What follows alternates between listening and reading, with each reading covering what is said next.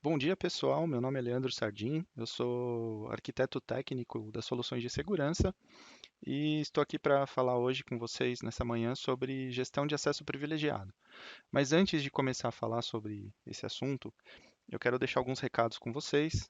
O primeiro é que esse material, esse conteúdo, essa apresentação, ela vai estar disponibilizada para vocês no final do evento, na área de downloads. Vocês podem entrar lá e baixar para utilizar, mostrar para os seus clientes, usar no seu trabalho. E também essa sessão ela está sendo gravada. Vocês vão poder também reassistir de novo, enfim, podem aproveitar conforme vocês quiserem. Todas as dúvidas que vocês tiverem, vocês podem em real time, falando com a gente via chat. Nós vamos, assim que possível, conforme essas dúvidas for chegando, nós vamos estar respondendo para vocês. E fiquem à vontade para perguntar o que quiser, ok? Bom, então eu já vou começar mostrando para vocês um highlight de como que está a situação de segurança no mundo, né, no mercado. A gente pode falar que de uns tempos para cá, de uns 5, 6 anos para trás, a gente tem visto aumentar muito o volume de ataques. E não só o volume, né? Aumentar também os motivadores, os fatores motivacionais. Por exemplo, o cybercrime, que são aquelas pessoas que visam um lucro, eh, roubaram muito dinheiro. Temos também aquele pessoal que visa derrubar um concorrente, ter algum impacto na operação de alguma empresa, ou até mesmo espionagem cibernética, como alguns casos que estão citados aqui, do Forbes, e também até, inclusive, do Pentágono, com o roubo das informações do F-35, que a gente não acabou não listando, né? Mas todo mundo sabe que a China colocou o primeiro F-35 no ar antes dos Estados Unidos. As perdas econômicas, elas são incríveis. E a gente pode, existe um estudo que diz que ao longo dos próximos 10 anos, existe 3 trilhões de dólares que são de potencial perda para os clientes. Por que tudo isso? Porque hoje em dia a palavra do momento é a economia dos aplicativos, né? Então, assim, hoje aquele ambiente tradicional que nós temos, eles não, que nós estamos acostumados, eles não atendem mais a nossa demanda. Por exemplo, antigamente não, até hoje, nós vivemos num mundo onde eu tenho um data center, eu tenho os clientes conectando nos servidores e assim a gente vai. Só que vamos pensar que a gente não, o espaço ele é muito caro. Manter um funcionário sentado numa mesa com um telefone tradicional conectando não atende mais à necessidade do cliente. O cliente quer que ele resolva a coisa na hora, que ele tenha acesso à mesma aplicação onde quer que ele esteja. Ele precisa dar respostas rápidas, respostas certas. O mercado ele não permite mais erros e também não permite mais assim, daqui a pouco eu vou ver, depois eu falo com vocês.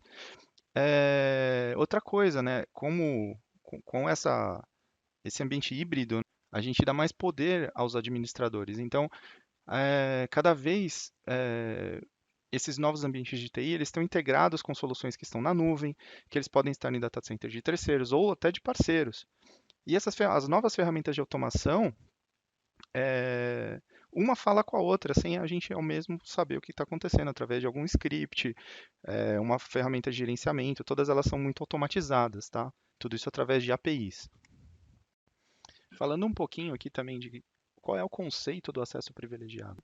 A gente pode falar também que muita gente tem esse conceito que o acesso privilegiado é somente aquelas contas de administrador ou root dos servidores ou de sistemas, mas hoje nesse novo modelo que a gente acabou de falar de transformação digital, um administrador de rede social ele tem um acesso privilegiado. Vamos pensar o que acontece se alguém pegar ou capturar a senha ou a credencial de um Facebook ou de um Twitter ou, enfim, de uma rede social qualquer oficial da sua empresa.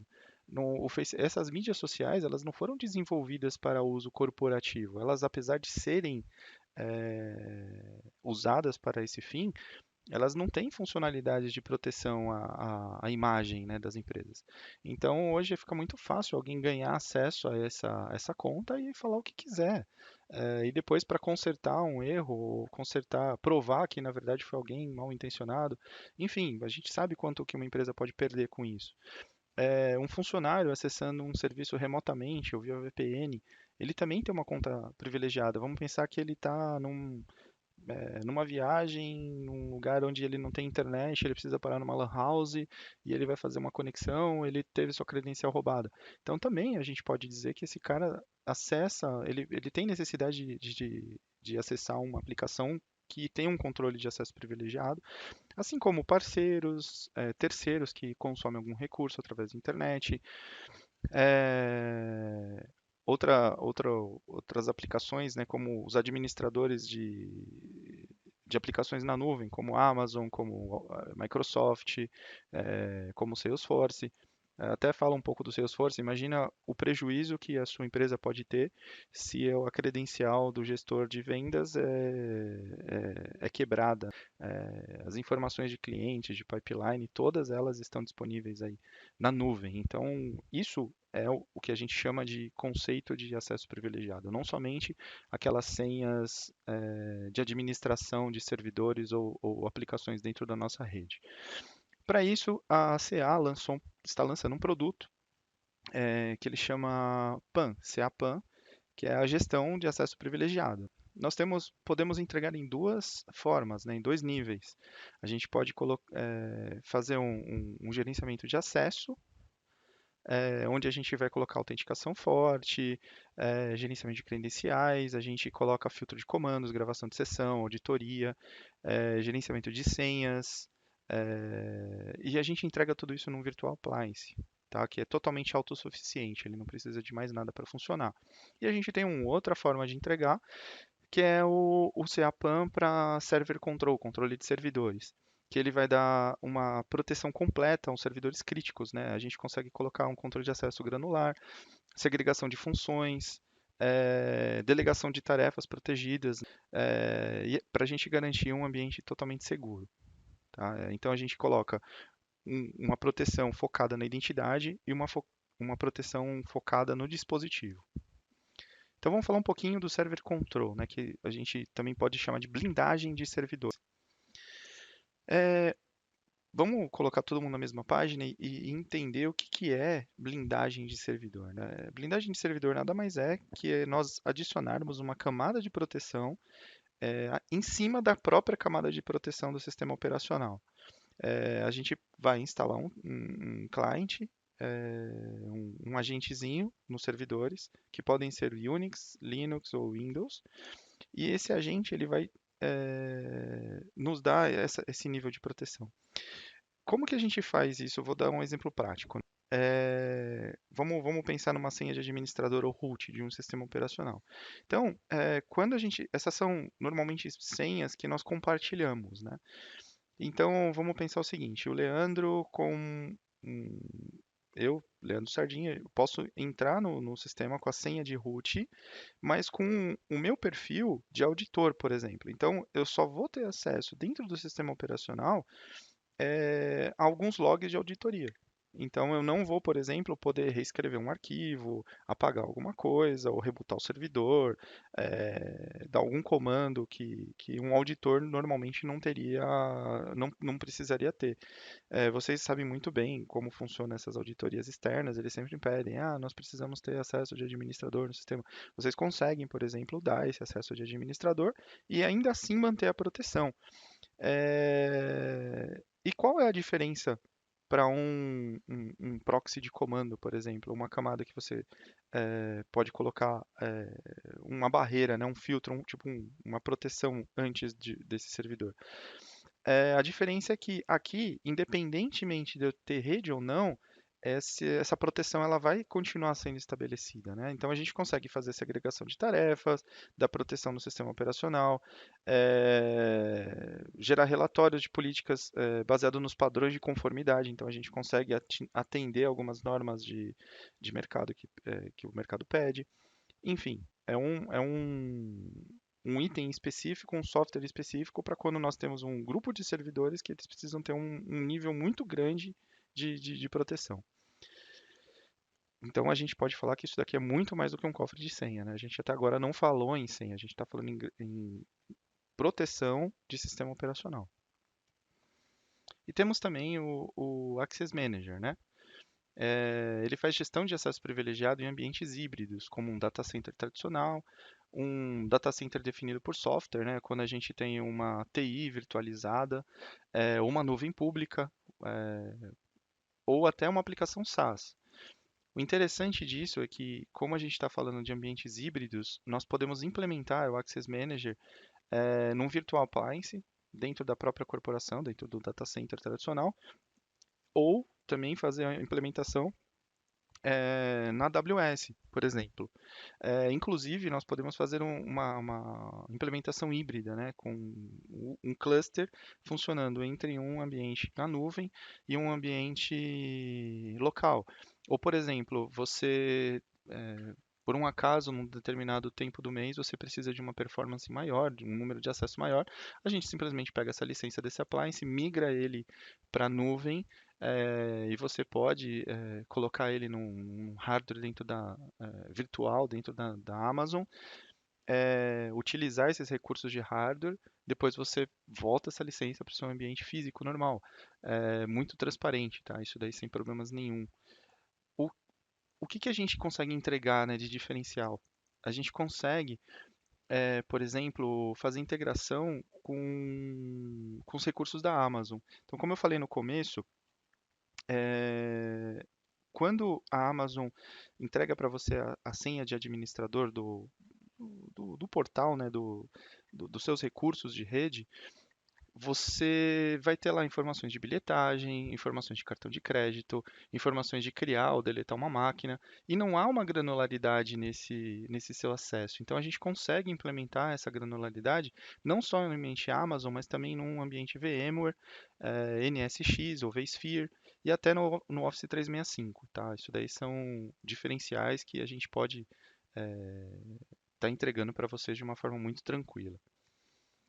Como que essa solução funciona, né? É importante dizer que além do gerenciamento das credenciais e senhas, a gente também gerencia chaves de SSH.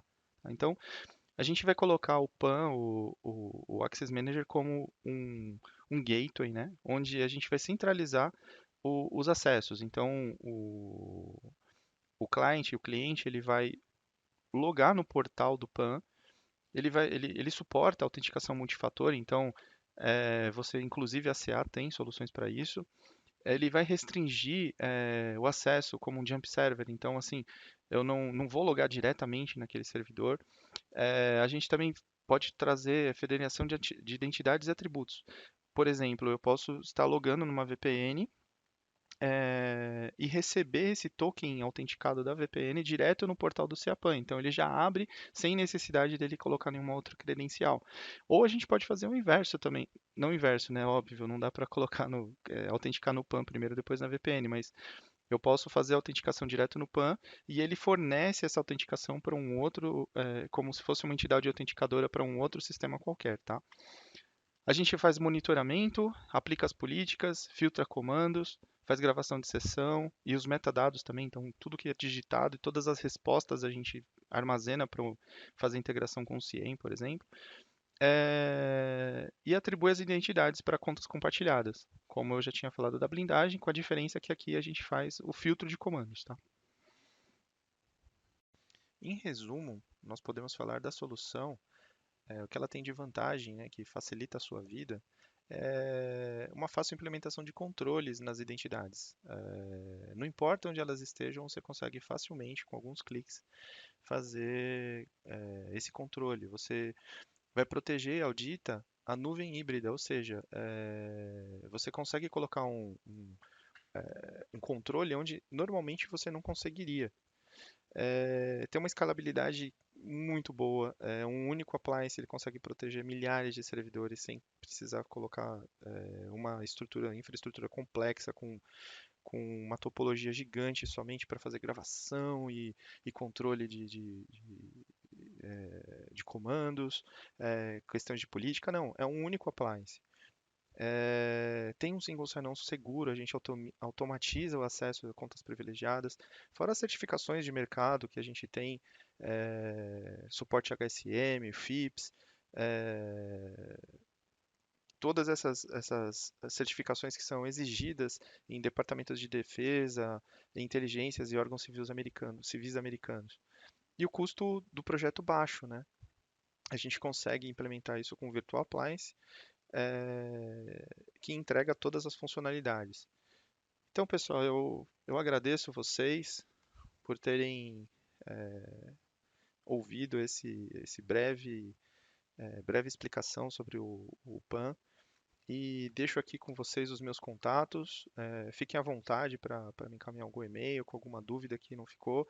Não esqueçam do chat. Essas dúvidas todas que estiverem aí, a gente está respondendo.